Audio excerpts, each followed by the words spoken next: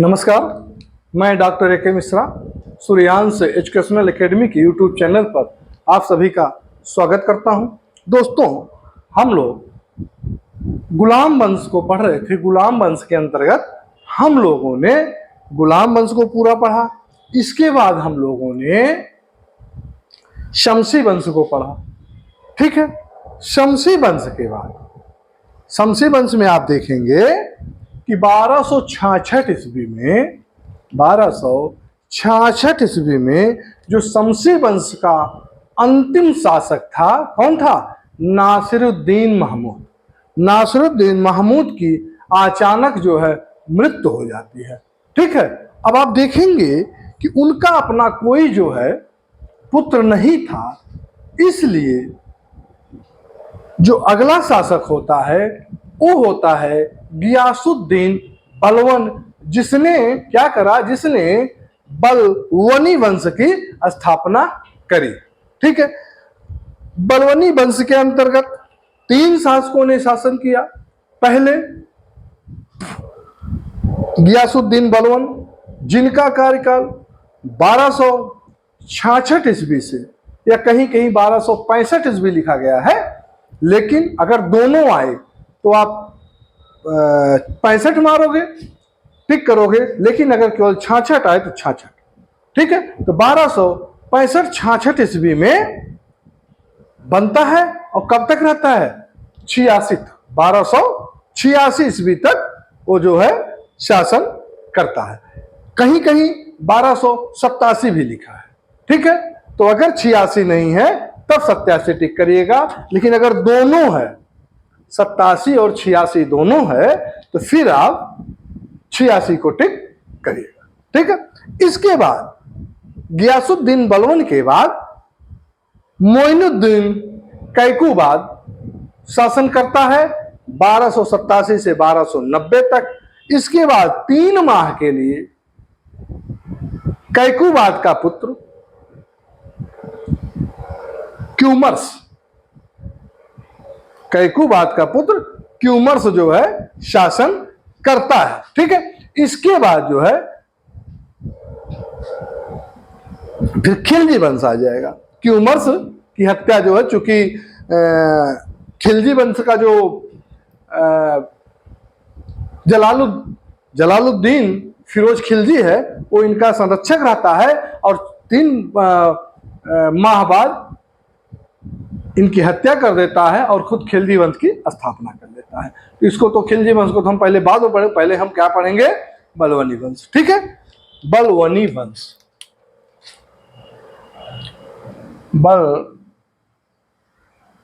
पहले तो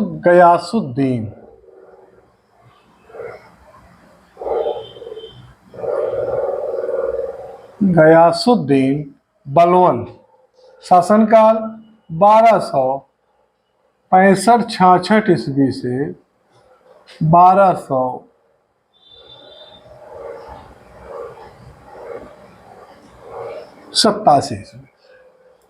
ठीक है, बलवन जो है गियासुद्दीन बलवन, चूंकि ये बलवनी वंश का है, इसलिए इसने क्या करी? इसने जो है बलवनी वंश की स्थापना करी। ऐसे तो आप देखेंगे कि बलवन जो है इलबरी तुर्क जात का था। किस जात का? इलबरी या इलबारी, इलबरी या इलबारी, इलबरी या इलबारी तुर्क जात का था। और इसका जन्म जो हुआ था एक जो है संपन्न परिवार में हुआ था। जन्म जो है संपन्न परिवार में इसका जन्म हुआ था। लेकिन आप देखेंगे इसके बचपन का और वास्तविक जो नाम है गियासुद्दीन बलवन नहीं है। इसके बचपन का और वास्तविक नाम जो है वो बहाउद्दीन बलवन है। क्या है? बहाउद्दीन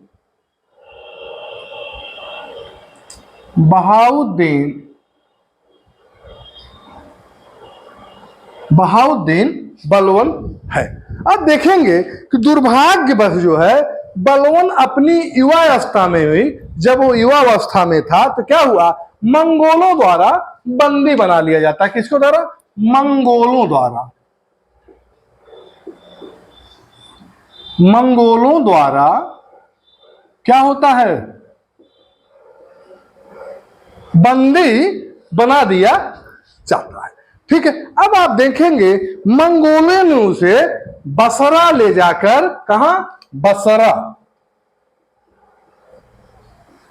बसरा ले जाकर एक दास के रूप में, बसरा ले जाकर एक दास के रूप में किसको बेच देता है? ख्वाजा जमालुद्दीन के हाथों। किसके? ख्वाजा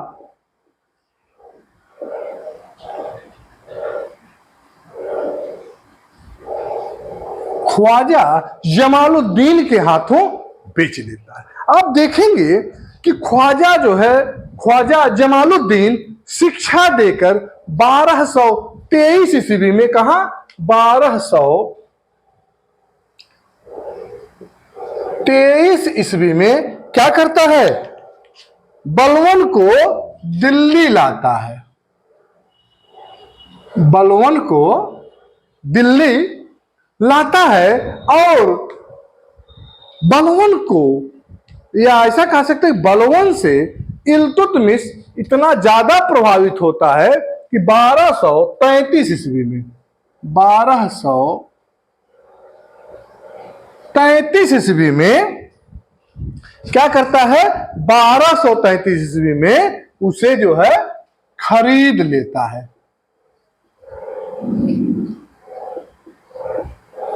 ठीक है, खरीद लेता है। अब आप देखेंगे खरीदने के साथ ही साथ इल्तुतमिश ने बलवन को, जो दासों का दल है, क्या? चालीसा, जो दासों का दल क्या था? चालीसा या चहलगामी, चहलगामी। ठीक है, दासों का दल चालीसा या चहलगामी में क्या करता है? उसको शामिल कर दिया। ठीक है, शामिल कर लिया। आप देखेंगे कि अगस्त 1249 ईस्वी में, अगस्त 1249 ईस्वी में बलवन ने अपनी पुत्री का विवाह, अपनी पुत्री का विवाह किससे करता है? अपनी पुत्री का विवाह नासिरुद्दीन महमूद से। किससे? नासिरुद्दीन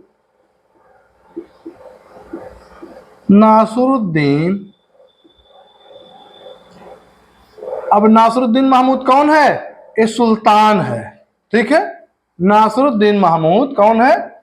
सुल्तान है। नासिरुद्दीन महमूद से कर देता है।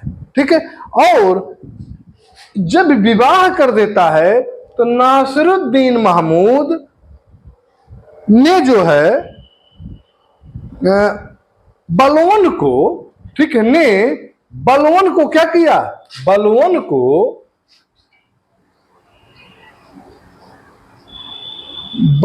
को एक उपाधि देता है। एक उपाधि देता, क्या?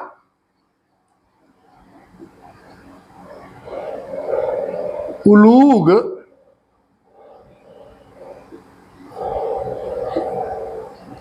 एक उपाधि जो है उलूग खां की देता है। ठीक है, साथ ही साथ आप देखेंगे कि बलवन अपनी योग्यता के तहत ही इल्तुतमिशवा रजिया के समय अमीर ए आखूर या अमीर ए शिकार, ठीक है, किसके किसी समय? इल्तुतमिश इल्तुतमिश के समय क्या बनता है? अमीर ए शिकार, अमीर ए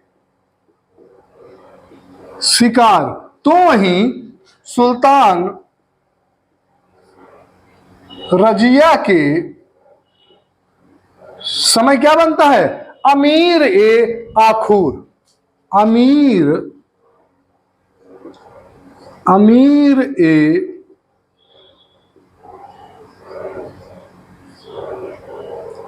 ठीक है, अमीर ए आखूर की पदवी मिलती है।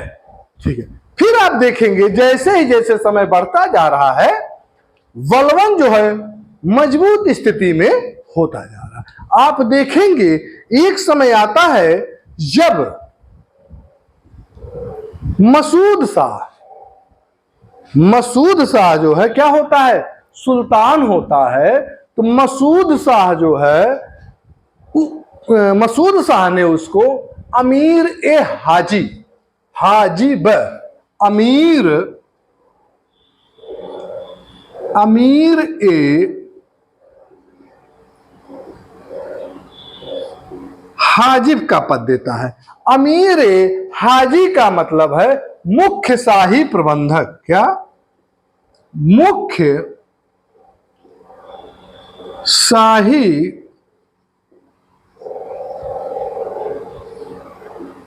ठीक है, मुख्य शाही प्रबंधक के रूप में राज्य की संपूर्ण शक्ति का केंद्र बना था कौन?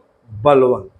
आप देखेंगे कि 1265-66 ईस्वी में गयासुद्दीन बलवन के नाम से क्या हुआ? वो सुल्तान बन जाता है।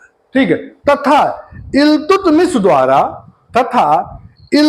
द्वारा स्थापित क्या? शहलगानी या चालीसा, जो दासों का दल था, तुर्क सरदारों का दल था, चालीसा या शहलगानी। चालीसा या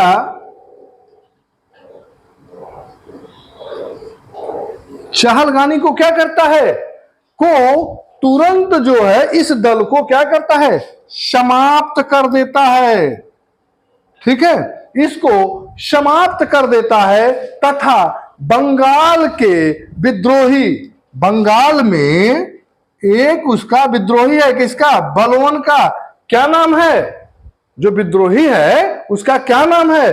तुगरिल खां। क्या नाम है? तुगरिल खां। ठीक है, बंगाल का जो विरोधी है या विद्रोही है क्या है? तुगरिल खां है। तुगरिल खां का क्या करता है? दमन करता है।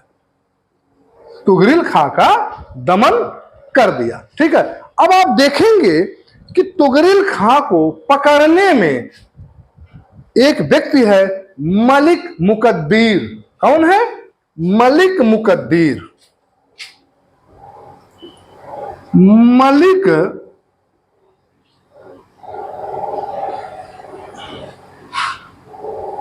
मलिक मुकद्दीर को क्या करता है? क्योंकि तुगरिल खां को पकड़ना आसान नहीं था, इसलिए जब मलिक मुकद्दीन जो है क्या करता है? तुगरिल खां को पकड़ता है, इसकी हत्या होती है। तो मलिक मुकद्दीर से जो है खुश होके बलवन जो है इसको एक उपाधि देता है। कौन सी उपाधि देता है? इसको एक उपाधि देता है, तुगरिल कुश। क्या उपाधि देता है? तुगरिल कुश।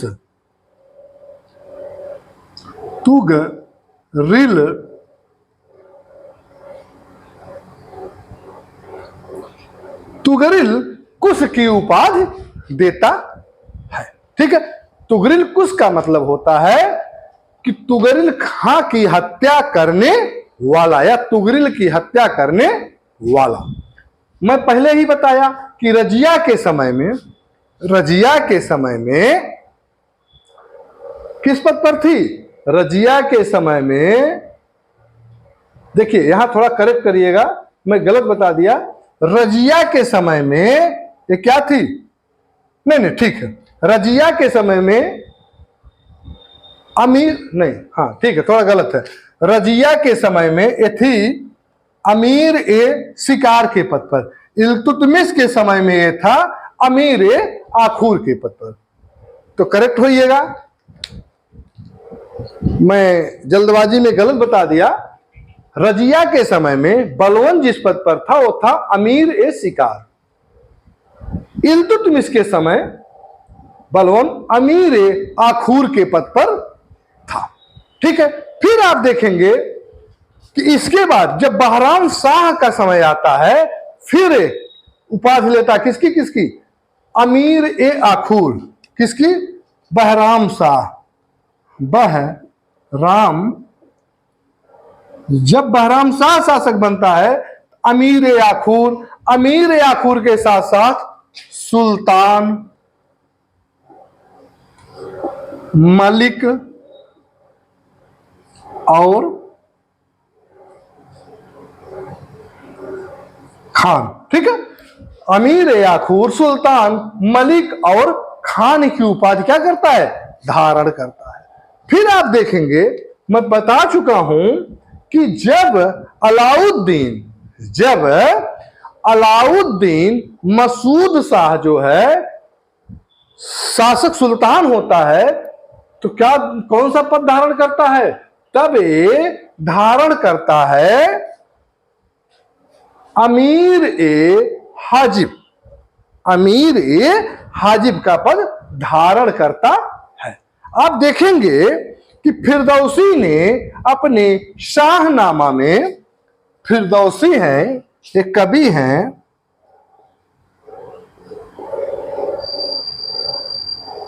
फिरदौसी ने अपने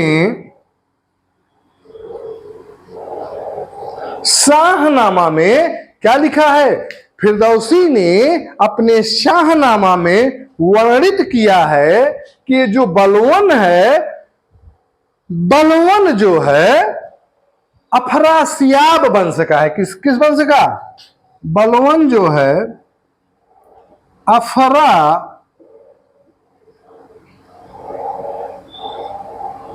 बलवन अफरासियाब वंश का है। और साथ ही साथ आप देखेंगे एक अभिलेख है गढ़मुक्तेश्वर अभिलेख। क्या है,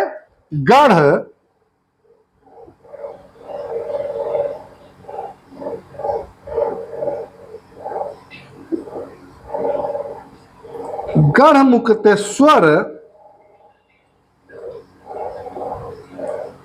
अभिलेख। गढ़मुक्तेश्वर अभिलेख में जो है बलवन को क्या कहा गया है, बलवन को खलीफा का क्या सहायक, बलवन को खलीफा का सहायक कहा गया है। ठीक है, ये जितना मैं बता रहा हूं ये लगभग प्रतियोगी परीक्षाओं में पूछा गया है, इसलिए आप लोग इस वीडियो को कायदे से देखिएगा, रट लीजिएगा, यहां से क्वेश्चन 100% आता है। ठीक है, फिर आप देखेंगे कि बलवन ने अपने विरोधियों को परास्त करने के लिए, अपने विरोधियों की समाप्ति के लिए एक नीति अपनाता। कौन सी, लौह एवं रक्त नीति। लौह एवं रक्त नीति अपनाता है और इल्तुतमिश के परिवार के सभी लोगों को की जो है हत्या करवा देता है। क्या अपनाता है, लौह एवं रक्त की नीति। लौह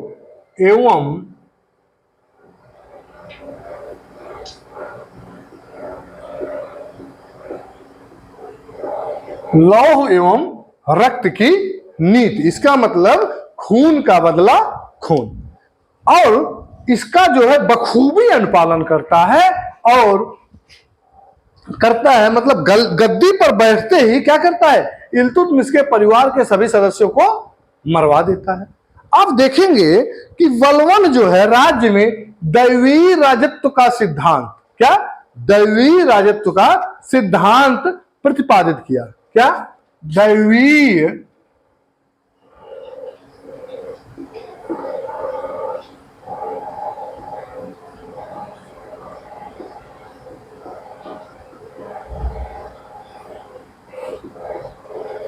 दैवीय राजत्व के सिद्धांत का क्या किया?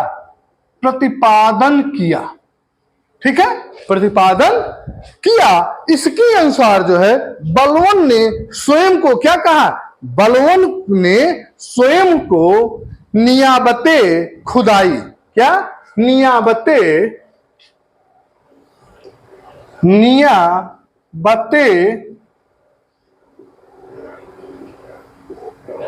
खुदाई, या इसी को कहीं कहीं लिखा गया है। क्या लिखा गया है? नियाबत ए खुदाई। ठीक है, इसका मतलब होता है ईश्वर का प्रतिनिधि। इसका मतलब होता है ईश्वर का अपने को बलवन जो है ईश्वर का प्रतिनिधि घोषित करता है, तथा साथ ही साथ जिल्ले इलाही, साथ ही साथ क्या करता है? जिल्ले इलाही, अपने को जिल्ले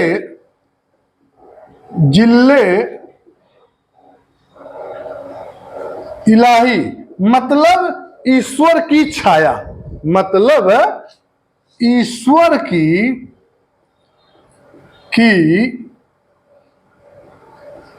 छाया।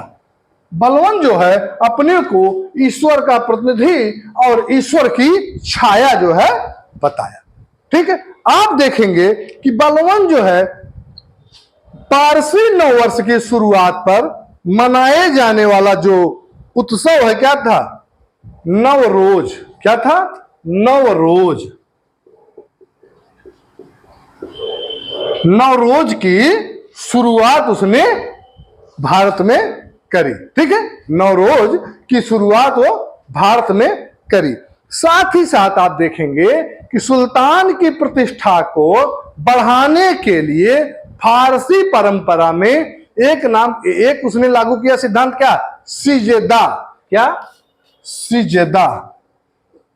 सिजेदा। दूसरा क्या? पैबोस। उसने ये दो सिद्धांतों को लागू किया। अब आप देखेंगे कि सिजदा का मतलब होता है कि घुटनों के बल बैठकर सुल्तान के सामने, घुटनों के बल बैठकर सुल्तान के सामने सिर झुकाना।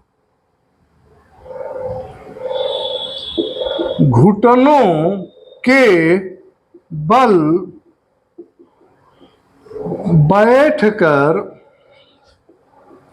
सुल्तान के सामने सिर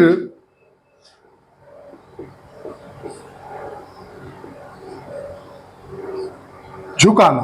ठीक है, घुटनों के बल बैठकर सुल्तान के सामने सिर झुकाना। तथा पैबोस या पाबोस का मतलब होता है पेट के बल लेटकर, पेट के बल लेटकर, पेट के बल लेटकर सुल्तान के पैर चूमना। ये दो प्रथा की शुरुआत जो है बलवन ने करी और बहुत बार परीक्षा में पूछा गया है। ठीक है, साथ ही साथ आप देखेंगे कि बलवन ने दीवान ए बिजारत, ठीक है, दीवान ए बिजारत या दीवाने बिजारत, जिसका मतलब होता है वित्त विभाग, जिसका मतलब होता है वित्त विभाग। ठीक है, दीवाने बिराजत जो है दीवाने बिराजत की स्थापना करी और इसको सैन्य विभाग से अलग करके नए सैन्य विभाग दीवान ए आरिज या दीवाने आरिज। दीवान या दीवान ए आरिज, ए नया सैन्य विभाग हुआ, दीवान ए आरिज जो है स्थापित करा। और ये दीवान ए आरिज स्थापित करने का एकमात्र श्रेय था, क्या था? मंगोल आक्रमण से,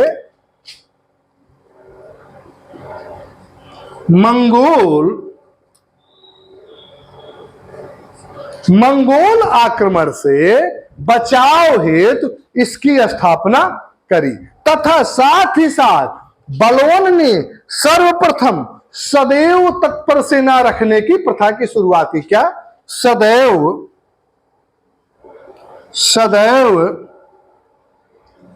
तत्पर सेना, सदैव तत्पर सेना रखने की शुरुआत भारत में कौन करी? बलवन ने करी। ठीक है, बहुत इंपॉर्टेंट है। साथ ही साथ आप देखेंगे कि इस समय बलवनी वंश के समय, या आप कह सकते हैं कि गयासुद्दीन बलवन के समय जो गुप्तचर अधिकारी होता था, गुप्तचर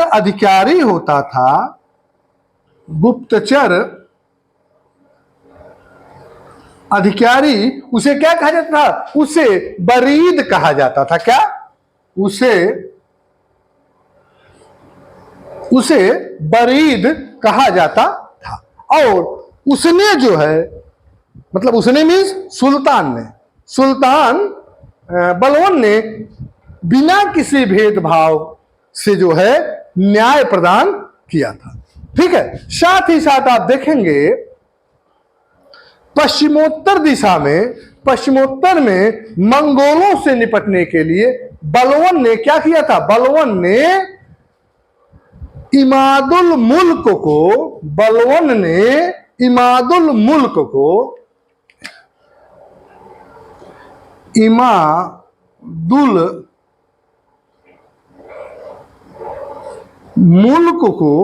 क्या नियुक्त किया था? इमादुल मुल्क को दीवान ए अर्ज, क्या? दीवान ए अर्ज नियुक्त किया था। ठीक है, अब आप देखेंगे कि बलवन जो है कुरान के नियमों के अनुसार, कुरान के नियमों के अनुसार क्या करता है? कुरान के नियमों के अनुसार शासन चलाता है, तथा खलीफा के महत्व को स्वीकार करते हुए उसके द्वारा जारी किए गए सिक्कों पर खलीफा के नाम को अंकित कराता है। मतलब कि पूछा जा सकता है कि किनके सिक्कों पर खलीफा अंकित था? तो किसके? गयासुद्दीन बलवन के। या गयासुद्दीन बलवन ने निम्न में से कौन से सिक्के चलाए थे? तो कौन से सिक्के? खलीफा निर्मित, मतलब खलीफा लिखा हुआ सिक्का। ठीक है, सिक्कों पर क्या लिखा गया था? सिक्कों पर बलवन ने खलीफा जो है अंकित कराया था। ठीक है, इसके साथ ही साथ उसने जो है उसके नाम के, मतलब कि खलीफा के नाम के क्या करा? खलीफा के नाम के खुतबे या खुतबा, ठीक है, खुतबा पढ़वाया था। ठीक है, खलीफा के नाम का, ठीक है। अब खुतबा क्या होता है तो जानिए, शुक्रवार को मस्जिदों में दी जाने वाली क्या? मुसलमानी प्रार्थना और उपदेश। ठीक है, ये जो क्या होता है? खुतबा। ठीक है, खुतबा।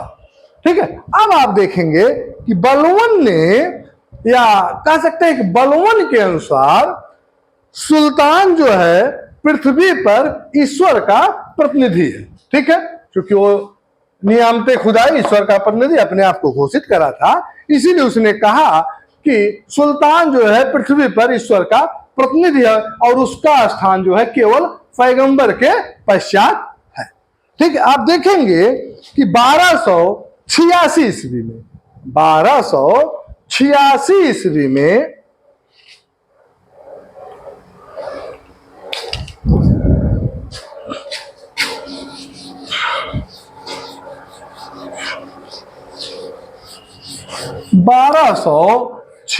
ईस्वी में गयासुद्दीन बलवन के पुत्र कौन है, मुहम्मद की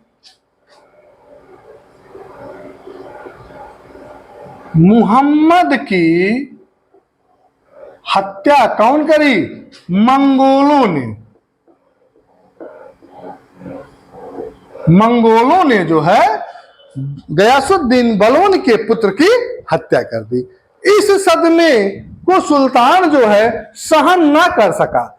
जब उसे लगा कि अब मेरी मृत्यु निकट है, तो उसने अपने दूसरे पुत्र, किसको, उसका जो दूसरा पुत्र है उसका नाम है बुगरा खां। क्या है, पहला पुत्र क्या है, कौन है, मोहम्मद, दूसरा पुत्र कौन है, बुगरा खां।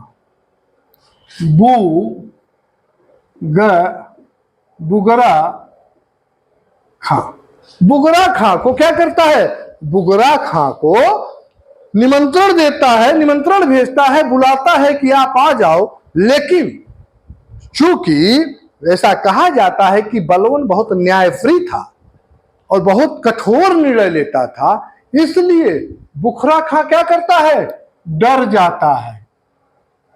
जाता है और आता नहीं है।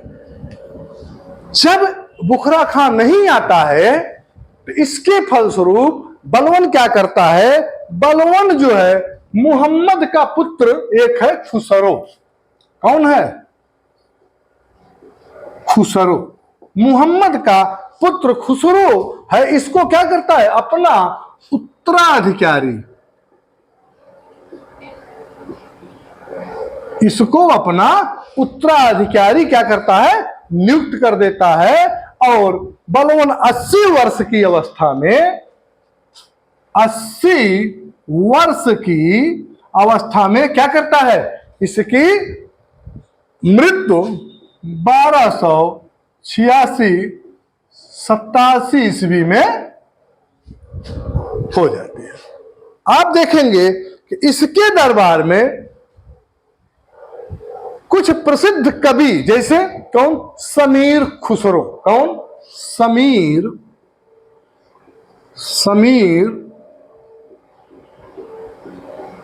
खुसरो के साथ साथ अमीर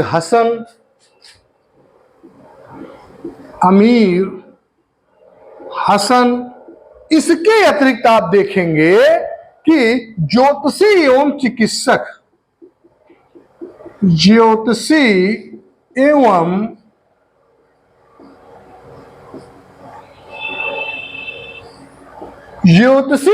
चिकित्सक कौन, मौलाना हमीमुद्दीन तुजरिज, मौलाना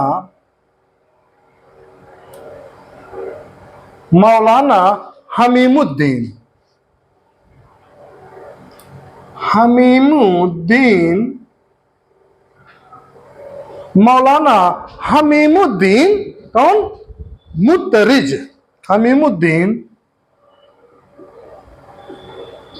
मुतरिज के साथ ही साथ प्रसिद्ध मौलाना बदरुद्दीन, प्रसिद्ध मौलाना कौन, मौलाना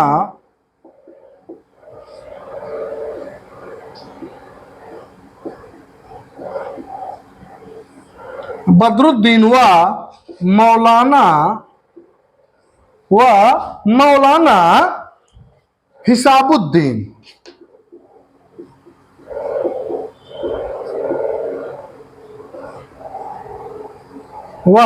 मौलाना हिसाबुद्दीन आदि जो है बलवन के दरबार में रहते थे। ठीक है, इसके बाद हम लोग देखेंगे कैकुबाद को। किसको देखेंगे? कैकुबाद को, जो 1290 तक शासन करता है। तो इसके बारे में हम लोग बस ऐसे सरसरी निगाह से जान लेते हैं। इसे बलवन जो है, बलवन की उसे प्रबल इच्छा क्या थी? अपने ज्येष्ठ पुत्र मुहम्मद को जो है उत्तराधिकारी बनाना। लेकिन चूंकि बलवन मुहम्मद जो है बलवन के जीवन काल में ही क्या करता? मंगोलों से संघर्ष करता हुआ मारा जाता है। तो बलवन क्या करता है? बुगरा खां को बुलाता। बुगरा खां आता नहीं, डर बस। तो बलवन जो है मुहम्मद के पुत्र खुसरो को क्या करता है? अपना उत्तराधिकारी घोषित कर देता। लेकिन आप देखेंगे मृत शक्तिशाली सुल्तान की यह भी इच्छा पूरी नहीं हो सकी। और दिल्ली का एक कोतवाल है, दिल्ली का एक कोतवाल कौन है? फखरुद्दीन। दिल्ली का कोतवाल है कौन? फखरुद्दीन।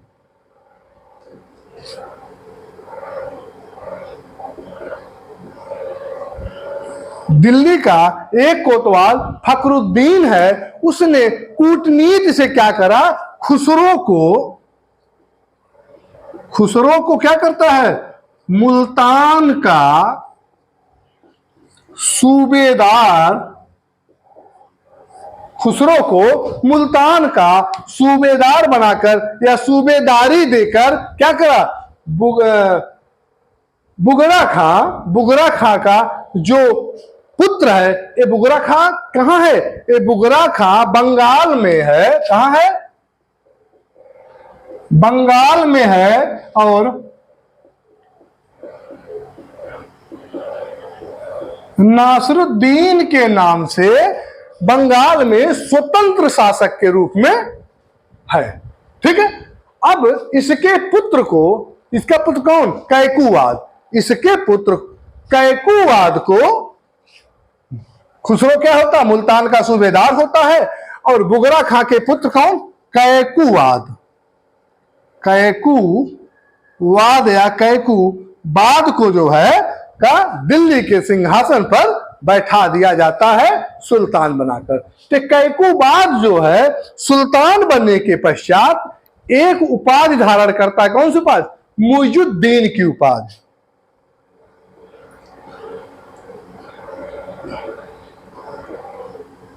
मुइजुद्दीन की उपाधि धारण करके अपना पूरा नाम मुइजुद्दीन कैकुवाद कर लेता है। ये एक जो है क्या है? यह एक जो है विलासी शासक है। इसका जो है शासन प्रबंध पर उसका कोई ध्यान नहीं रहा, या आप कह सकते हैं कि शासन प्रबंध के लिए इसका जो रवैया है क्या है? बहुत उदासीन है।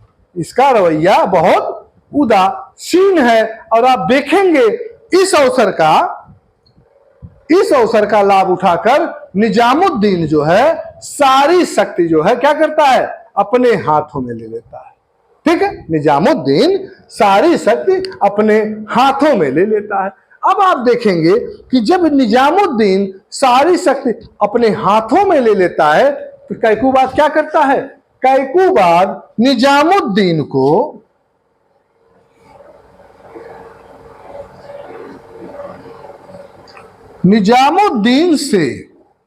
से छुटकारा पाने हेतु तो क्या करता है? इसको जहर देकर मरवा देता है। जहर देकर क्या करता है? मरवा देता है। और तुर्क सरदार देखिए, और क्या करता है? तुर्क सरदार जलालुद्दीन फिरोज खिलजी और तुर्क सरदार जलालुद्दीन फिरोज खिलजी, तुर्क सरदार जलालुद्दीन फिरोज खिलजी को अपना सेनापति बना लिया। जिससे आप देखेंगे और जो तुर्क सरदार हैं क्या है? नाराज हो गए। लोग विद्रोह का ही सोच रहे थे कि क्या हुआ? कैकुवाद को लकवा मार जाता है। कैकुवाद को क्या होता है? लकवा मार जाता है। लकवा मार जाता है और जलालुद्दीन क्या करता है कि इसको जो है उठाकर यमुना में फेंक देता है और मर जाता है। इसका क्रिया समाप्त। आप देखेंगे कि अब जो है इसके बाद सरदारों ने क्या करा, सरदारों ने उसके 3 वर्षीय पुत्र कौन, शमसुद्दीन या क्यूमर्स, कौन, कैकुबाद के 3 वर्षीय पुत्र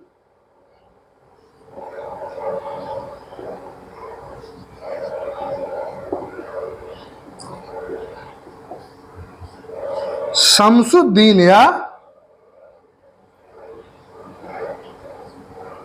शमशुद्दीन या क्यूमर्स को क्या करता है, दिल्ली की गद्दी पर बैठा देता है।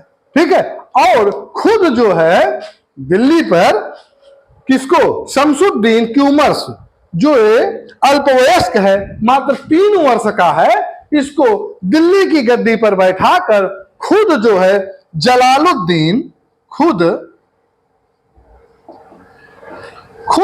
जलालुद्दीन फिरोज